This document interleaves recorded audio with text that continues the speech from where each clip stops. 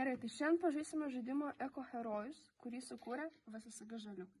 Tai visų pirma, jums reikia įstraukti figūrėles. Įsitraukus jas, metate kauliuką. Kauliukų skaičius nurodo žaidimo eigą. Kadangi aš esu komandos kapitonė, aš pabūsiu šiukšlių šerifu. Šiukšlių šerifo paskirtis yra skaityti korteles ir žiūrėti, ar niekas nesukčiauja. Tai viską, ką jums reikės tom kortelėm padaryti, tai tik atsistojus ant didžiausio rutuliuko, kurių yra gan daug, pasakyti, kokio lygio klausimo norėsit. Lengvo, sunkaus, sunkesnio ar vidutinio. Geltoni rutuliukai reiškia praleidžiate ėjimą, mėlynos rodyklės einate į priekį, raudonos grįžtate atgal. Na, tai pradėkime. Tai pasiėmę lapą ir rašiklį, susirašykite visų žaidėjų vardus, kad jums būtų paprasčiau susigaudyti tarp taškų.